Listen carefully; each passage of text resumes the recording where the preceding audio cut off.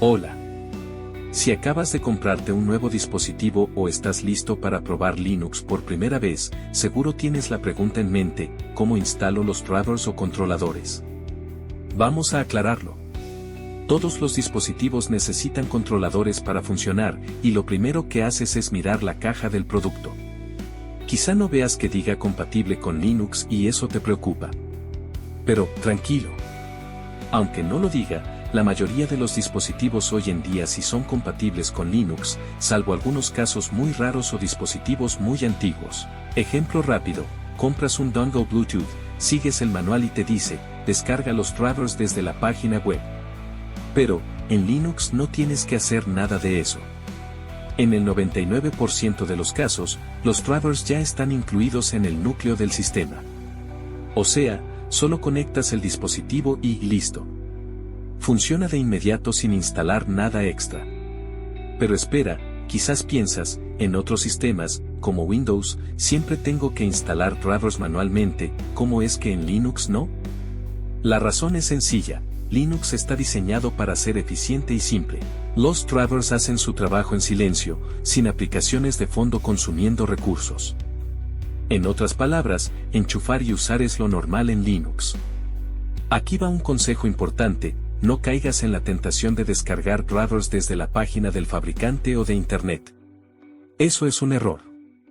Linux ya trae las herramientas necesarias para instalar cualquier controlador automáticamente. Distribuciones como Ubuntu o Zorin tienen aplicaciones que gestionan todo por ti, instalando los drivers de manera segura y sin complicaciones. Esa es la forma correcta de hacerlo en Linux. No necesitas andar buscando drivers por tu cuenta en sitios web. ¿Y qué pasa con las actualizaciones? Cuando actualizas tu sistema Linux, también se actualiza el kernel, que es el corazón del sistema operativo. Este kernel contiene todos los drivers que necesita tu hardware, y cuando lo actualizas, también mejoras la compatibilidad y rendimiento de tus dispositivos. Todo esto en unos pocos megas. ¿Solo tengo que actualizar el kernel o hay algo más? Si usas una tarjeta gráfica, hay componentes adicionales que también mejoran el rendimiento, como Mesa y Vulkan, que son claves si disfrutas de los juegos en Linux. ¿Y si mi dispositivo necesita una app para controlarlo? Gran pregunta. Si tienes dispositivos que requieren una aplicación para aprovechar todo su potencial, como luces RGB o un Stream Deck, no te preocupes. En Linux hay herramientas específicas que te ayudarán a controlarlos. Por ejemplo, para luces RGB, sin importar la marca, puedes usar OpenRGB. Para el Stream Deck, existe Stream Controller, una app diseñada específicamente para controlarlo en Linux. Lo único que tienes que hacer es buscar el nombre del dispositivo seguido de la palabra Linux en Internet y encontrarás las herramientas necesarias para gestionarlo sin problemas. El ecosistema de Linux es más grande de lo que parece. ¿Qué pasa con esos pocos dispositivos que necesitan drivers manuales?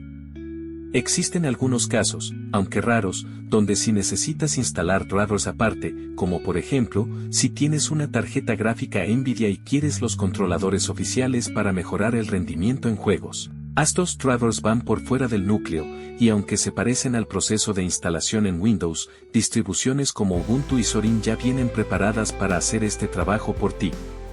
Simplemente instalas los drivers desde la aplicación de controladores y no te complicas la vida. ¿Qué pasa con esos drivers por fuera del núcleo?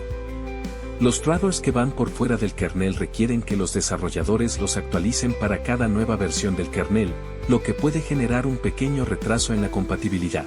Pero no te preocupes, en la mayoría de los casos esto no es un problema, ya que las versiones del kernel que se usan son estables y probadas. Distribuciones como Fedora o Arch Linux, que siempre están a la vanguardia de las últimas tecnologías, pueden tener estos problemas, pero si usas distribuciones más accesibles como Ubuntu, no deberías encontrar inconvenientes. Consejos para evitar problemas: 1. Usa Linux pensado para principiantes, como Ubuntu o Zorin OS.